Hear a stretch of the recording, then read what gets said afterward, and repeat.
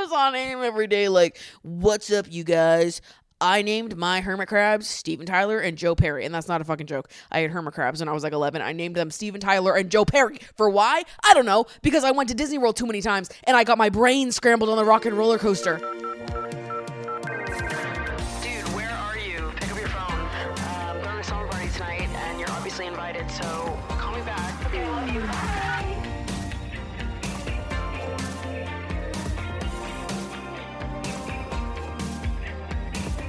What's up, you guys, and welcome back to Emotionally Online, the weekly summer party for spilling guts and sharing secrets, hosted by yours truly, the one and only Maddie Drosbeck, who's in kitty heaven right now. Did you guys just hear that noise? What was that? Bewildered.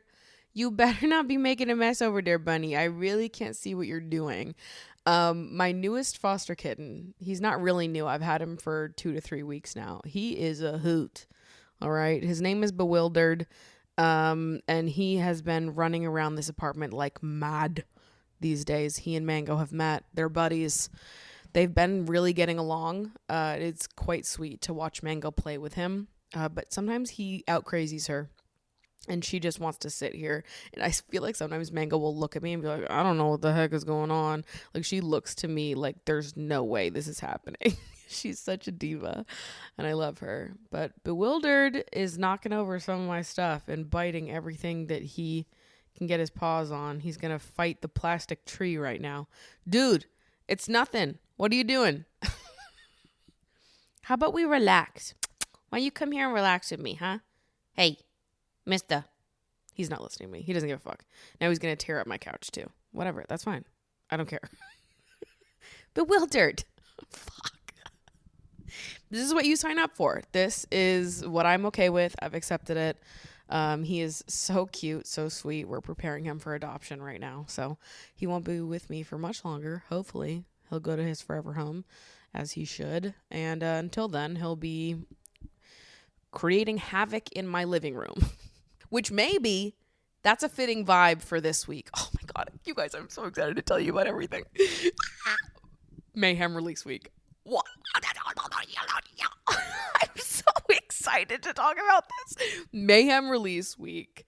The vibes have been so good, you guys. First of all, before I even get into talking about Mayhem as an album and all of my thoughts on the music itself, I need to tell you about the best thing that fucking happened to me on my birthday.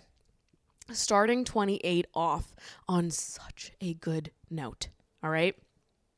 I went to the spa all day, came home, was playing my little iPhone games. Okay. Recently, I've graduated from 2048 and now I'm playing a game called Nut Sort. Bear with me.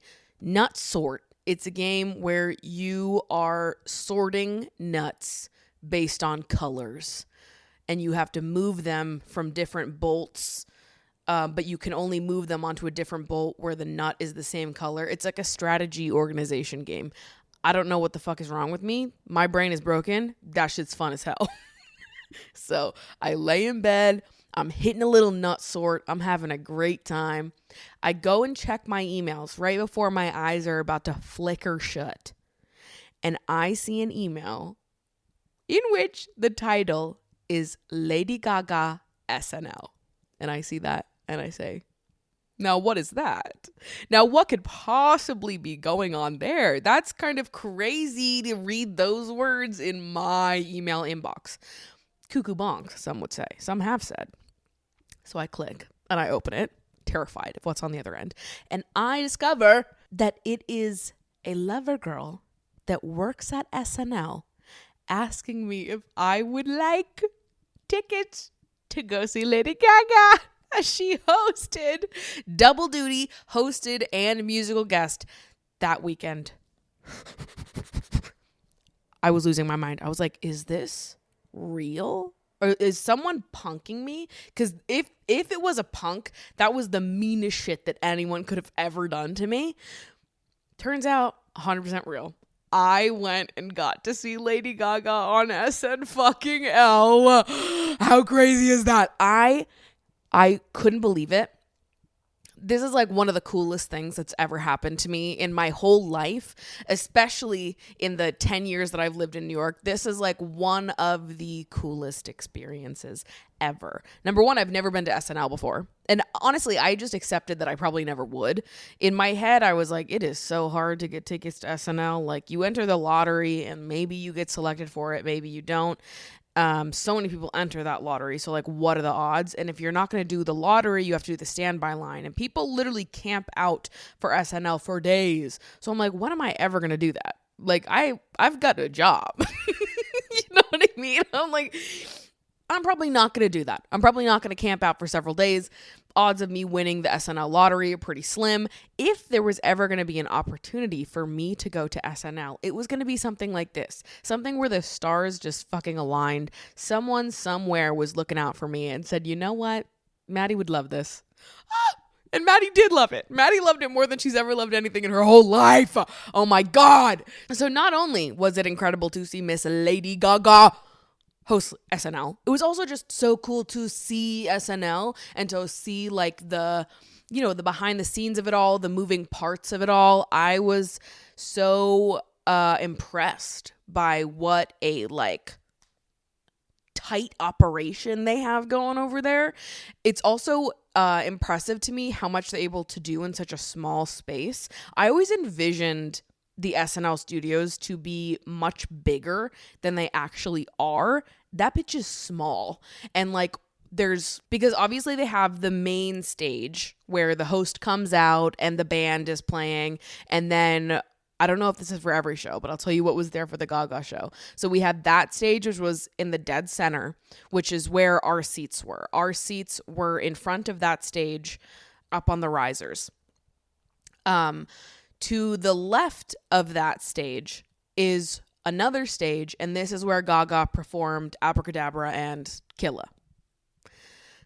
That's there. And then to the right of the main stage was where they had the green screen. They had like the restaurant set up for the sketch that Gaga and Bowen did. They did some other sketch over there too. And then on the other side, they had the Friendlies set and the apartment set and the funeral office set, but all of those sets were like on top of each other, and like the green screen was on top of the restaurant set, and the other set that they had going there for the last sketch about No More Slay, that was also on the other side with the green screen and all that. All of these sets are fucking on top of each other, and this is what you don't realize, is that when they're moving and they know, okay, we have to do the next sketch on this stage on the right side, everything else that's in that area has to be moved over. So literally everywhere around where the sketch is happening is like full of shit. Not in like a bad way, but it's just like they have to move all the other set pieces, everything else out of the way. And you maybe think in your brain that there's more space for that shit to be put. There isn't. There's actually very minimal space for them to move anything. So really, you'd be impressed how much they squeeze in that space and how much has to be moved around and sort of where everything is sitting just immediately off camera when you're watching the show. Weekend Update happens on the main stage. They put a backdrop out in front of it.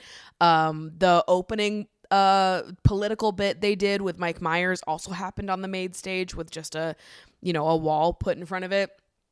It was so cool getting to see all of the different moving parts and getting to see them like usher Gaga between each sketch. It was so fucking cool. And also, I felt like there were parts of the show that the audience at home doesn't get to see, but that the audience in studio is actively laughing at. Like, for example, in the motorized suitcase sketch, you had the apartment set up all the way on the far left, and the green screen where they're on the highway is all the way on the far right. So when Gaga's character leaves the apartment in the suitcase sketch, and she like rides her motorized suitcase down to the highway. Gaga actually rode the motorized suitcase all the way from this left stage to the right stage, and people in the studio are laughing because it's like, well, that's so funny because none of this is on camera, and Gaga's just like moving herself from stage left to stage right on this little suitcase. So then you're hearing all those laughs, and the people at home are hearing the laughs, but they're not seeing what they're actually laughing at. And then I was in my head like, how many SNL sketches do you think that like the people at home are hearing the audience laugh at, being like, what is fucking funny to these people? Like, that wasn't funny. That joke bombed. So anyways, it was just really cool getting to see the behind the scenes of it all. I've been to a taping of Seth Meyers, but that's not live. So like I've been to a taping at 30 Rock before, but it's just like nothing like SNL. SNL was a whole different beast. And it was so fucking cool. Truly like a once in a lifetime thing, especially to get to see Gaga do it. And not only to get to see Gaga do it on double duty, but to get to see her opening weekend of a new album and to be the first people to get to witness her perform Abracadabra and Killa live. That is an honor I will take with me to my grave. I'm not kidding. That is so special to me to be witness to Gaga lore in real time. Right? Like to get to be the first people that heard Abracadabra and Killa performed in front of an audience. That's so fucking awesome to me. That is so fucking awesome to me. It is such an honor. I can't get over it. It's the thing I'm thinking about the most in the days that have followed getting to bear witness to all of this. And she was phenomenal. Obviously, I loved seeing Abracadabra because the choreography, getting to see that choreography live, I was going to lose my mind. I can't wrap my head around. First of all, Lady Gaga is such an athlete, and I feel like she's not given enough flowers for the kind of breath control she has, the level with which she is able to dance and sing and project and do the whole fucking performance at the same time. It is such a feat. Pop stars are fucking incredible, and Miss Lady Gaga, you are the best of them. I was losing my mind.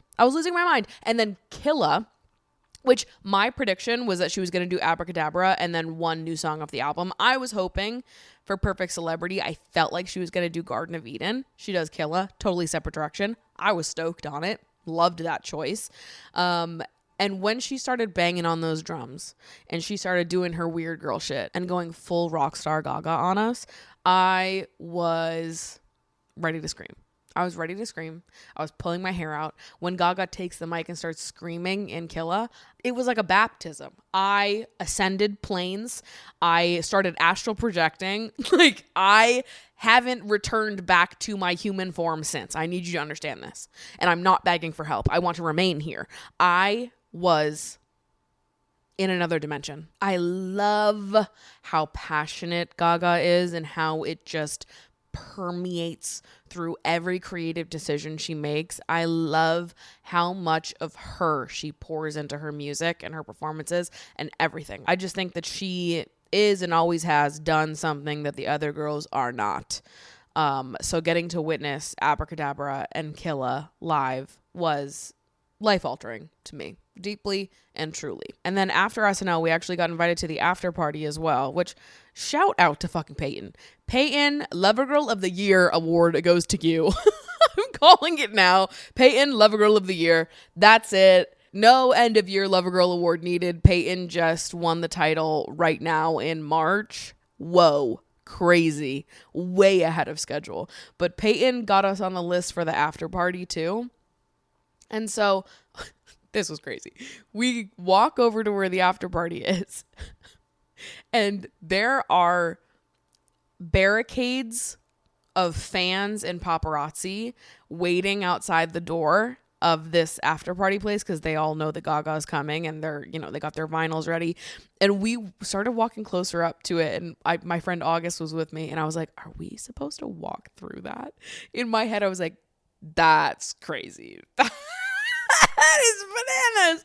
It was like, I had a moment where I was like, I know I'm supposed to be here. Like, I know I'm on that list. And also, it feels like I'm not supposed to be here. Like, I'm supposed to walk through that. I don't think I am. I think I'm supposed to be behind the barricade. And so we walked through, names on the list. We walk up there. We got a drink and just like people watched during this after party, which was bananas, cuckoo bonks crazy. It was so weird to just see the entire cast of SNL, Lorne Michaels, random other celebrities that were here at the Gaga after party. Gaga and Michael were there. I didn't see them with my own two eyes. This was like, imagine the size of like a bar / restaurant. So that's how big this place was. It really wasn't that big, but people were packed in there like sardines. So I didn't see everybody that was there, but the people watching that we did get in, I was like, this is crazy town. This is crazy town. Mick Jagger was there. What? What do you mean? And this was the night of daylight savings also. So SNL ended at 1 a.m. We got to the after party at 1:30. And then I'm texting Robbie and he's like, how long do you think you're going to stay? And I'm like, oh, probably till 3 a.m. I'm sending this at 2. Little do I know that when the clock strikes 2, it actually becomes 3. So we had been there for a half hour and all of a sudden it's 3 a.m. And I'm like, fuck, well, we have to just stay. We have to continue being here. But I never stay out that late. I didn't get home till 5 a.m. 5 a.m. Oh my God. It was so cool. It was like, I have no other words for it other than this was some of the coolest shit that has literally ever happened to me in my whole life. To be a part of Gaga lore, to get to experience and watch SNL happen live, and to be invited to the after party with all the cast and crew and just people watch like nobody has ever people watched before. It was fucking awesome. It was so cool. Sincerely, just like one of the most memorable things that has happened to me in my whole life. So that happened. Incredible. Huge way to start 28. And just the fact that Mayhem got released this week as well. Freshly into 28, I am gifted personally with a new Lady Gaga album. Like, what could be better? What could be better, you guys? So, Mayhem. When I was listening to Mayhem for the first time, I just found myself continuously standing up in my chair, pacing around my apartment, like, oh my God. I was like, I couldn't contain myself. Off first listen, Perfect Celebrity was my favorite. Perfect Celebrity still is my favorite. Perfect Celebrity is, in my opinion, the best song on the album. I'll tell you my order, actually. This is after about a week of listening to the album. Granted, I like every single song, so don't take the ones at the bottom as being ones that I don't like. This is simply my ranking of all of them. Number 1, Perfect Celebrity. Number 2, Abracadabra. Number 3, Garden of Eden. 4, Zombie Boy. 5, Disease. 6, Shadow of a Man. 7, Vanish Into You. 8, Killa. 9, Love Drug. 10, Blade of Grass. 11, Die With a Smile. 12, Don't Call Tonight. 13, How Bad Do You Want Me. 14, The Beast. Numbers 1 through 9 I have been listening to on repeat. 10 through 14 I need to spend some more time with. They're not the ones that are like my immediate favorites off the album. Perfect Celebrity, Garden of Eden, Zombie Boy, Shadow of a Man. Those ones, I listened to them and I started hyperventilating. I was like, holy fuck, I'm going to bash my head in with this fucking microphone. What do you mean? This genre warping, dark pop fucking masterpiece, Lady Gaga, I would do anything for you. I would walk to the ends of the earth for you, okay? For your happiness, I would do absolutely anything, Lady Gaga, okay? And I feel like this album, you can really tell that it comes from a place of happiness and that she's doing much better than she was during Art Pop, during Joanne, even Chromatica. To see her fiance, Michael, credited as a writer on so many of the tracks on this album fills my heart. Like imagining her just being in love and feeling truly safe and wrapped up by this person who really believes in her. This like, you know, relative normie. He's not really a normie, he's rich, but you know, normie in the sense of like, he's not super flashy. He's not this mega celebrity. He's like a pretty normal dude, all things considered. Seeing someone like that just fucking get her and support her and allow her to dig into darker parts of herself safely in a way that doesn't tear her up inside. Like that is beautiful and gorgeous.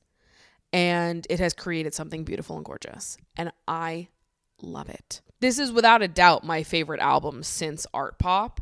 We'll see after like months of listening where it actually ends up in my ranking. But like off first listen, this shit surpassed everything except Art Pop and Born This Way to me.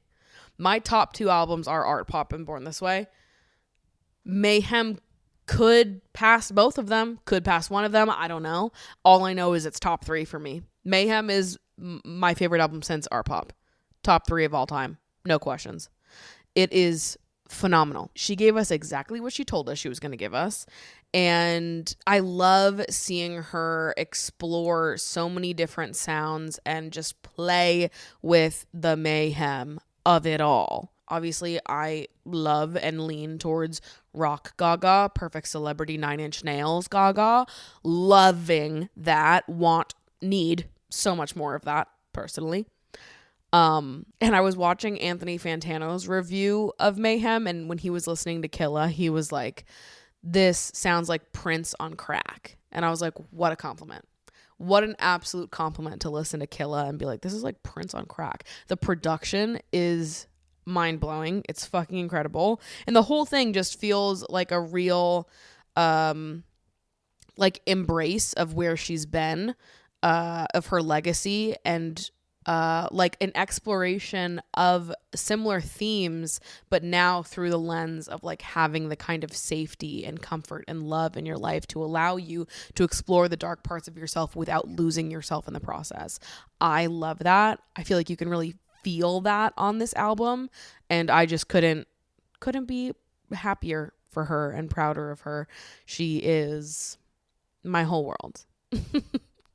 There are few things in this world that I love the way I love Lady Gaga. I love Mango like that. I love Lady Gaga like that. I love YouTube like that. That might be it. I don't know. All of that to say, if you haven't listened to Mayhem yet, you fucking have to. First of all, how dare you listen to this podcast? Second of all, go listen to Mayhem. Go stream. Support my girl, my queen, my savior, Lady Gaga. There would be no me without her. Never forget that. Never forget that, okay? Go stream Mayhem. It is your civic duty. Do what's right. I trust you to do the right thing. When was the last time that you needed to go to the doctors but just kept putting it off? You say you're too busy. It'll heal on its own. You don't know which doctor to go to. It's all so overwhelming. You just don't want to think about it, so you put it out of your mind and put off going to see the doctor that you desperately need to go see. We've all done it. We've all been there. Booking a doctor's appointment can sometimes feel really daunting, but thanks to ZocDoc, there is no reason to delay. They make it super easy to find and book a doctor that is perfect for you. ZocDoc is a free app and website where you can search and compare high-quality in-network doctors and click to instantly book an appointment. Yeah, did you know that, Mango? We're talking about booking in-network appointments with over 100,000 doctors across every specialty. From mental health to dental health, primary care to urgent care to dermatology, you name it, they've got doctors waiting for you over on ZocDoc. You can filter for doctors who take your insurance, are located nearby, and are a good fit for any medical need that you may have. Once you find the right doctor, you can see their actual appointment openings. Thank you, Mango. Choose a time slot that works for you and click to instantly book an appointment. And appointments made through ZocDoc typically happen fast, usually within 24 to 72 hours of booking. And in some cases, you may even be able to score same-day appointments. I personally used ZocDoc to find my dermatologist when I first moved to New York City. And it made the whole process super easy. I literally searched and found a doctor that same day. I was in their office 2 days later. Beautiful. So stop putting off those doctor's appointments and head to ZocDoc.com/emotionallyonline to find and instantly book a top-rated doctor today. That's ZocDoc.com/emotionallyonline. ZocDoc.com/emotionallyonline.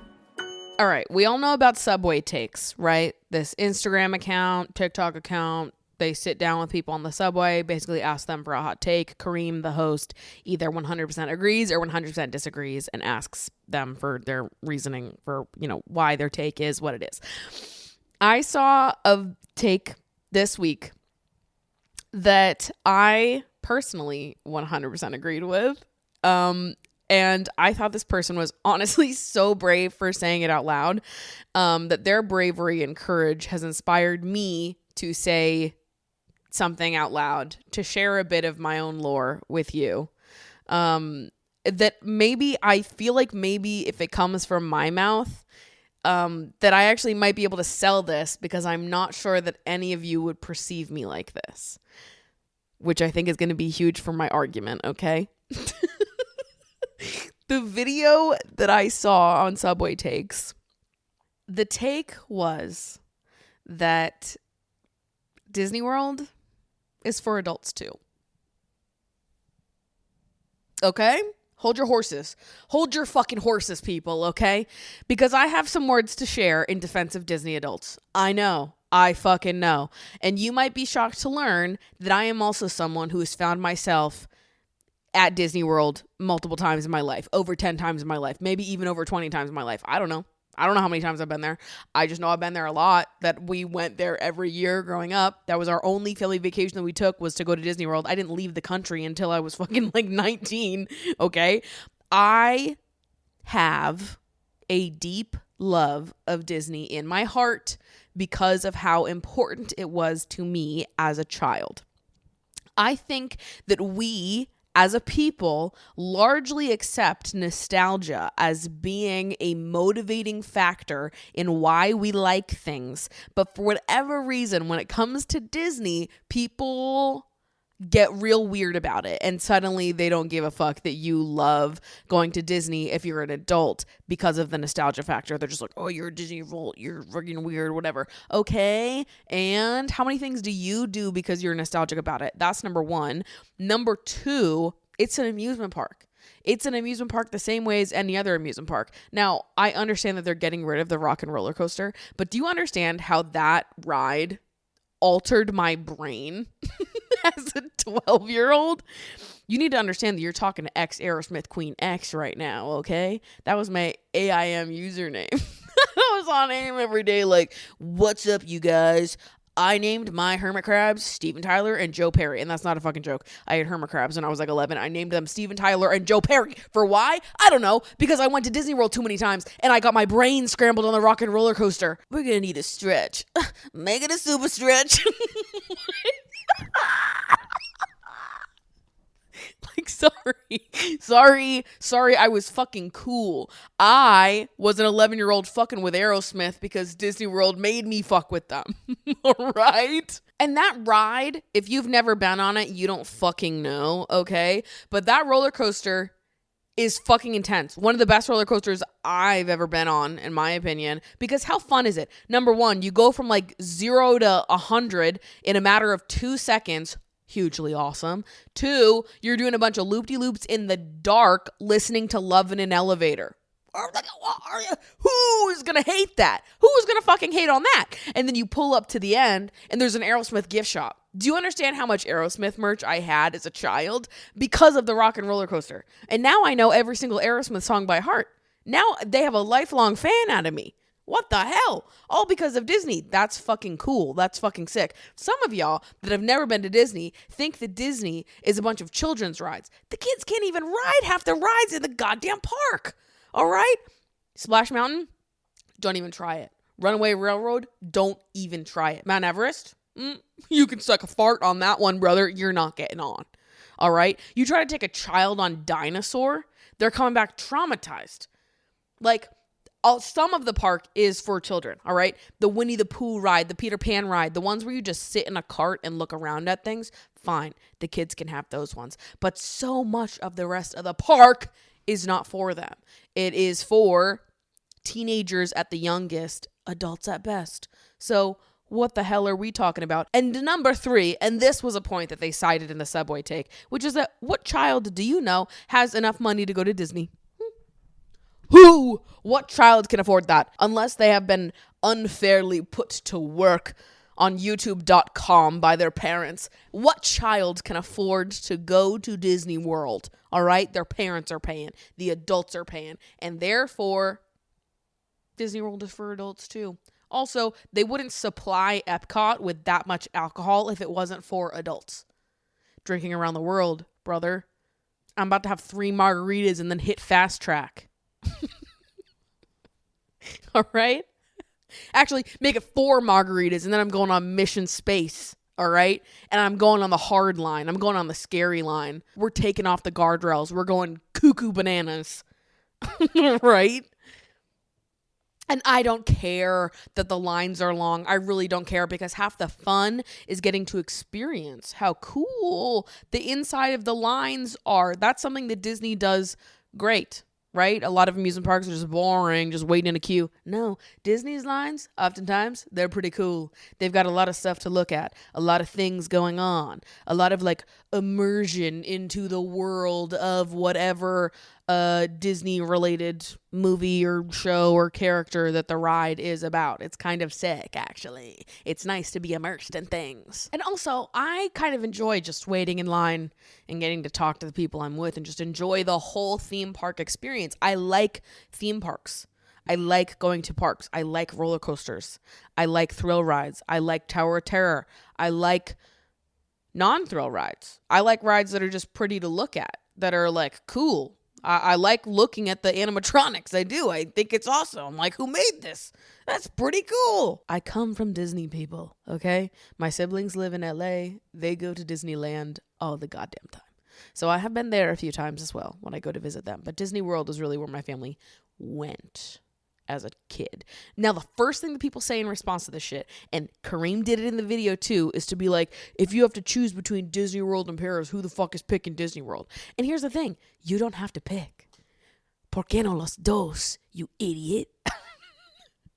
Why can't we have both? Why can't we do both? Why can't we enjoy both? Have I ever made you pick between Six Flags in Paris? Have I ever made you pick between Funtown Splashtown USA and Paris? Like, it's a stupid comparison. Granted, Disney World is expensive as fuck, so I don't know how many people are taking multiple vacations a year if Disney World is one of them. However, I can do Disney World and then also do Paris in a year, in 2 years. I don't know. Why can I not enjoy all of the fruits that life has to offer me? Now, that's not to say that there aren't some real freaks walking around, but I think there are real freaks walking around everywhere, right? There are real weirdos within every interest or niche. So yeah, I think there are some Disney adults who take it a step beyond my liking. See, the fact that I've never brought this up before, you guys would never even know that I enjoyed Disney World, that I enjoyed Disneyland, that I enjoyed Disney things. And if I went to an amusement park, I would be really normal about it. I would be aggressively normal about it. I'd be like, dude, let's hit the roller coasters because they're so much fun and awesome. Look at this picture of us in the coaster. Whoa, I'm having a great time. Like, I would be so normal. And I would be having so much fun with my Dole Whip and my 6 margaritas and my Steven Tyler and Joe Perry merch. Okay? Like, it's fun. It's just fun. And I think some of you, if you loosen up a little bit and let yourself have fun and get a little excited about it, you might actually enjoy Disney too. You might actually enjoy Disney as well. Oh, sorry, it's so bad to ride roller coasters and get drunk all day. Sorry, it's so horrible. And you get to wear the little ears and be a cutie and just be a little dork about it, be a little cringe. I love that, like, cringe is a necessity in Disney, in the Disney properties. It's like required to match the energy and enjoy this shit. You need to be accepting of the cringe that is required of you. And we've been talking about this so much recently in like the cringe renaissance that I feel we're entering. We need to bring back cringe in a major way because life is becoming so uninteresting. Everything, culture, art, everything, uninteresting. Cringe, we need to prioritize. Disney, kind of killing it on that front. Kind of half the appeal. I think that you might have fun with it, all you Disney haters, if only you just let yourself lean in a little bit. Sorry. And like, I get it. If you don't have the nostalgia factor, if you didn't ever go to Disney as a kid, I get that you might not ever get it the way that people who went to Disney as a kid get it. Like, so much of it is nostalgia. I know that. But the thing is we accept nostalgia as being a motivating force in so many other facets of life and people's interests. Why am I not allowed to like Disney? For nostalgic reasons. So in terms of the take, Disney World is for adults too, I have to 100% agree. I have to smash the like button on that one. Disney World is for adults too, all right? Because those kids do not want to go on Dinosaur. Do you know how many kids go on Dinosaur and they just sort through all the photos at the end of the ride and it's them being permanently traumatized? Their face is purple from screaming so loud. That shit is terrifying if you're a child. That is not for kids. Mount Everest isn't even for kids. That shit is terrifying. The Yeti's coming for you and the roller coaster goes backwards in the dark because he ripped up the tracks. That is traumatizing. What the hell? That shit is not for kids. It is for adults, and this adult loves it. All right? And in my consumption of this Subway Takes video, I did consume a couple others, and I pulled some other takes that I really 100% agree with that I need to share with you. This next one, and this is going to be controversial to some of you, all right? But when I heard her say it, I was like, this is exactly what the fuck I've been saying for years, and nobody ever understands me. I felt so seen in this moment, all right? So I'm going to say it here now. These are not my words, but I do stand by them. The take was, and they said verbatim, I think naps are the most disgusting thing you can do. And I agree. Oh my God. Nap haters rise. Nap haters, now is our time to shine. First of all, when the fuck have you ever woken up from a nap and not felt worse than you did when you went down for it, okay? Naps are for babies and dead people. And cats, right? I have no business taking a nap. Anytime I have ever taken a nap, I wake up and I'm nauseous. And I feel like my body is all discombobulated. I feel like a Mrs. Potato Head that's been reassembled improperly. I cannot tell you how deeply taking a nap fucks with me mentally, physically, spiritually. Everything is fucking off about me after I take a nap. If I accidentally fall asleep in the middle of the day, I'm fucked for the rest of the day. You just need to send me back to my room and tell me to go to sleep for the whole night. Just call it a day. I fall asleep at 3 p.m. Don't bother waking me up. Just let me ride it out and get a full night's sleep, because if I wake up from that nap, I will be miserable. I will be miserable until I get a full night's sleep. Napping, to me, ruins the day. Ruins the day. It's irrecoverable. Naps are disgusting. And they said, they were like verbatim, you always wake up from naps ugly, sick, and scared. And I'm like, no, dead ass. What the fuck are you guys talking about when you're like, ugh, I really am just craving a nap right now. I just love a nap right now. What the fuck are you talking about? I do not want to nap. Anytime I accidentally nap, I feel like I'm going to punch myself in the face. Because it ruins my day. And I mean that so intensely. It makes me nauseous. Like, I cannot get through the rest of the day if I nap. It is fucked up. People who enjoy naps, something is wrong. Something is wrong. You're the fucked up one, not me. Naps are stupid. Locking in now. Naps are the most disgusting thing you can do. I love it. I love this take. I love a take that you know so many people are going to disagree with. Say it loud and proud, sister. Ugly, sick, scared, period. Quivering, want nothing to do with it. That's your business, all right? And I want nothing to do with it. Leave me out of it. Naps are nasty. All right, next take is that you can't text someone hey and nothing else. I agree. And some of my friends who do this, you need to knock it off.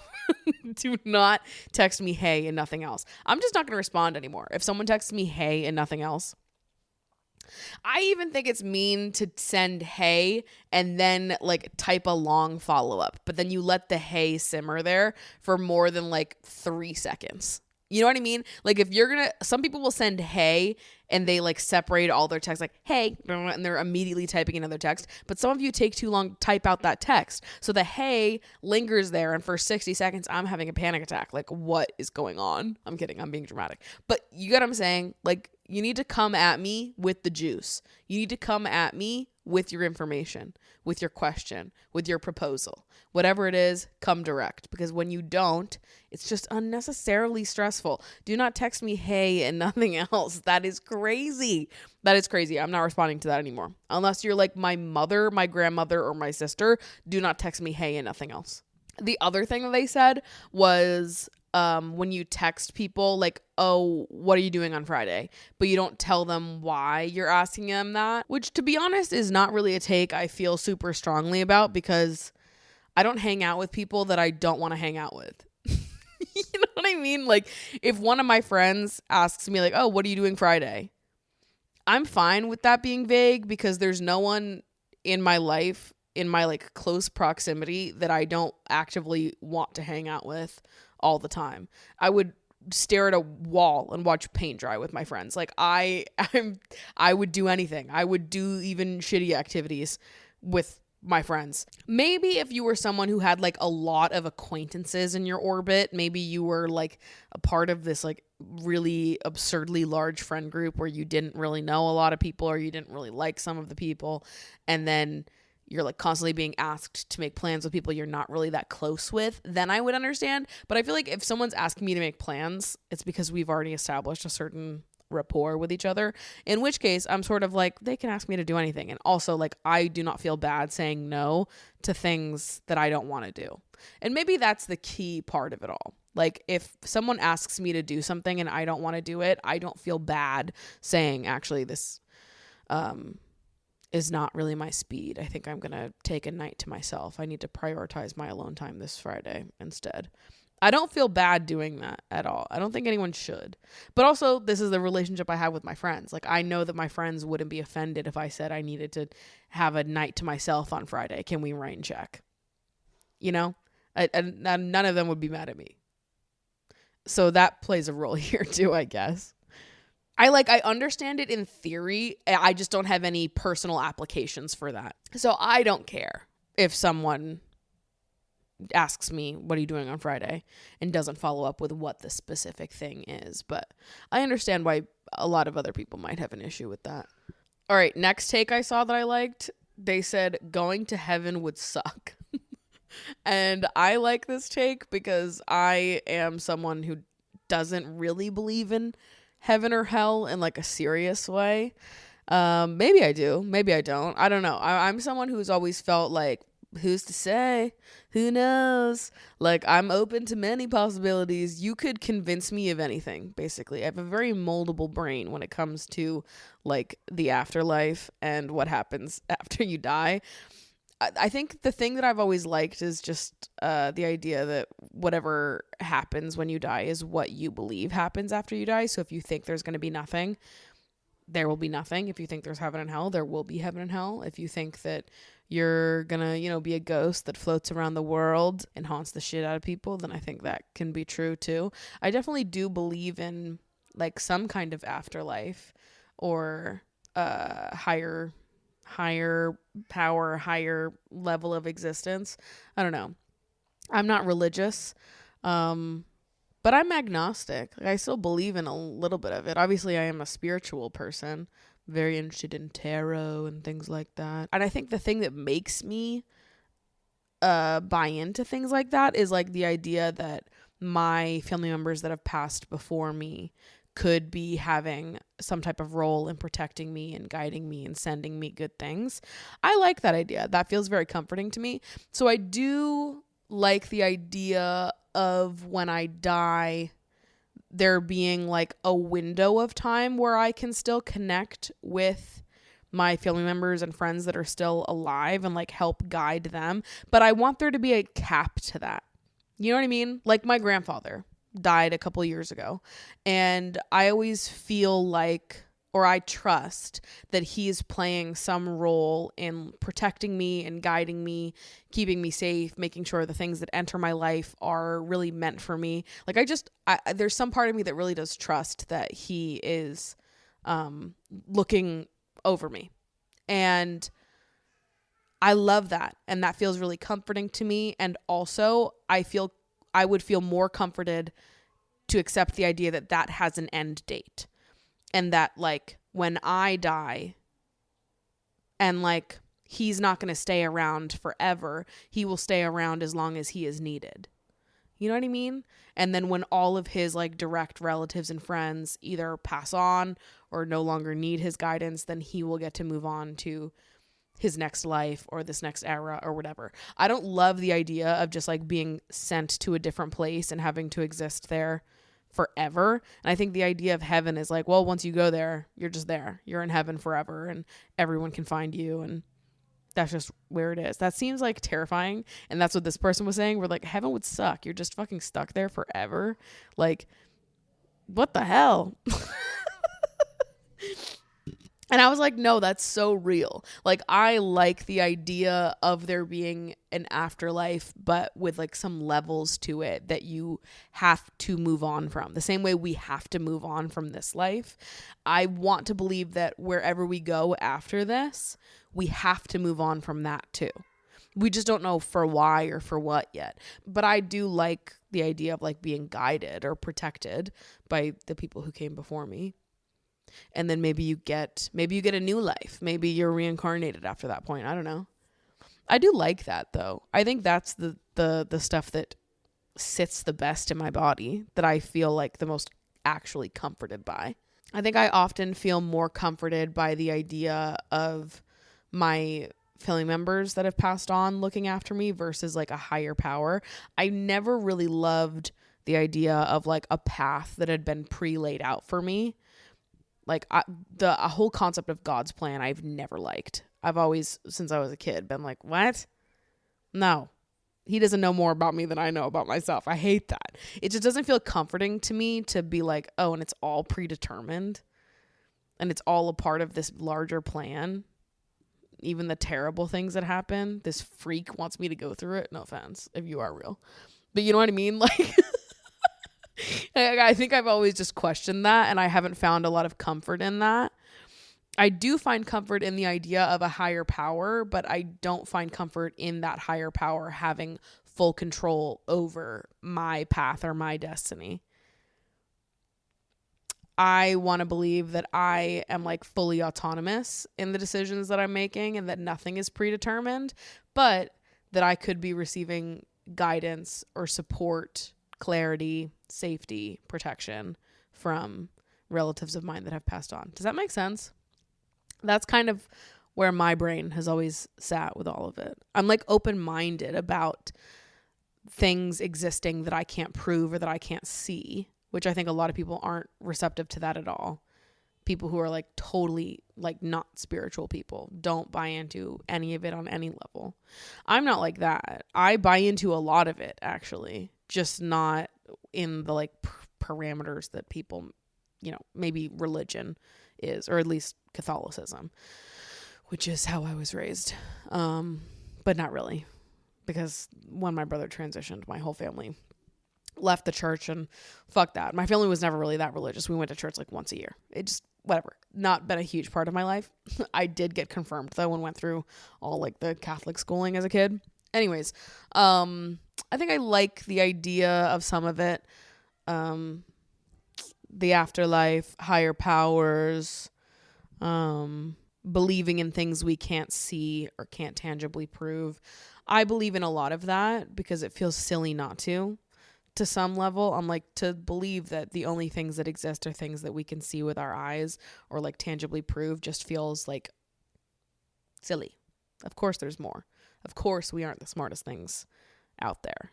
I don't know. I just feel like there's so many things that if you, told someone from the past about things that exist for us now, things that we understand now, they'd be like, that's fucking crazy. So I just feel like there's so much that we don't understand about consciousness and, Yeah, I really do buy into a lot of spiritual things because I feel like I have been directly guided and impacted by like spiritual moments that I've had in my life. I'm like, that was crazy. So I don't know, something to think about. But yeah, I do kind of agree that going to heaven would suck. That's not my favorite afterlife possibility, heaven or hell.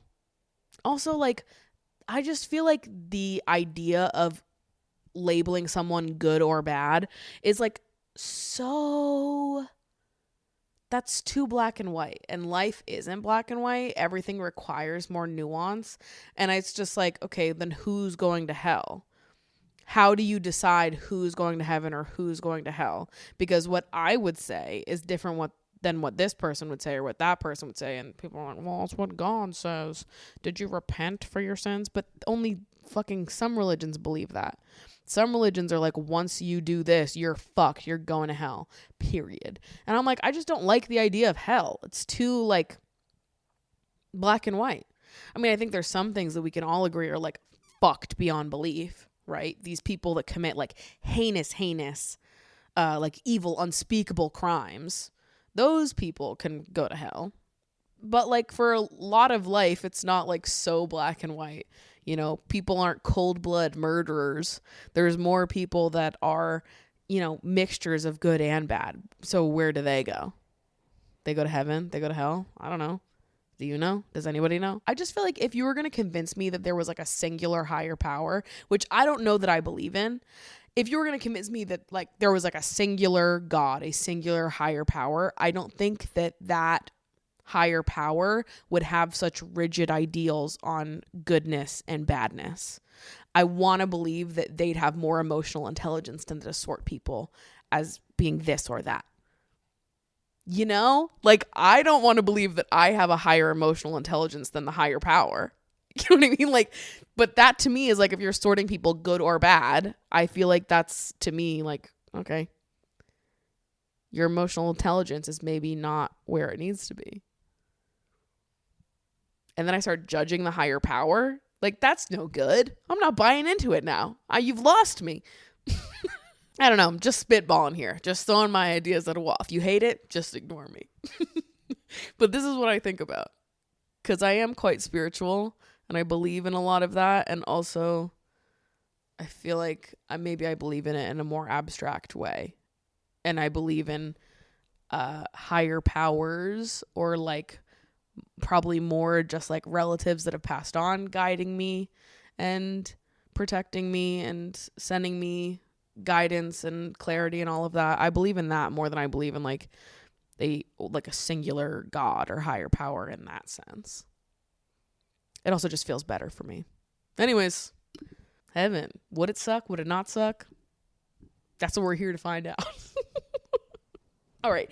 My Subway take, if I was going to be on the show, would be that I should be allowed to kick in the knees of people who stand inches from the baggage claim while they wait for their luggage, while blocking everyone else whose luggage has actually arrived, regardless of what age they are. I don't give a fuck if you're 90 years old. If you are standing inches from the baggage claim, I should be allowed to break your legs. Because what? You guys are so fucking annoying. If you do that and you're listening to this, this is your intervention. No longer will you be a baggage claim hog. No longer will you be the blockade between the bags and everyone else whose bags came earlier than yours did. It just seems like it should be common sense to wait a couple paces back from baggage claim until you see your luggage and then you step forward to grab it. When you guys stand right next to the conveyor belt the whole fucking time, how the fuck do you expect other people to get their luggage? How? Riddle me this. How are they going to do that?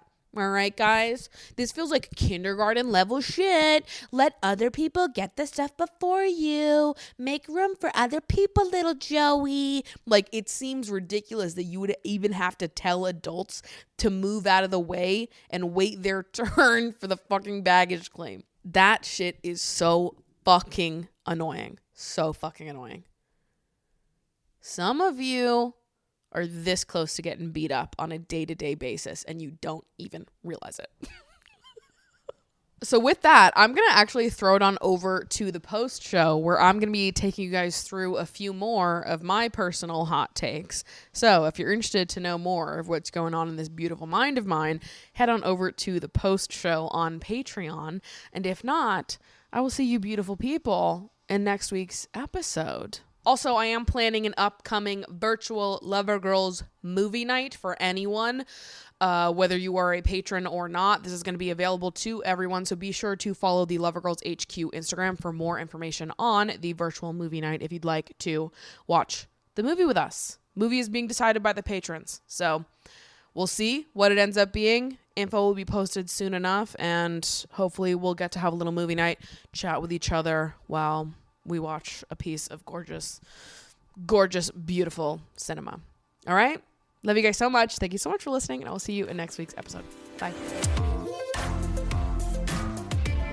Okay, it's your turn. Truth or dare?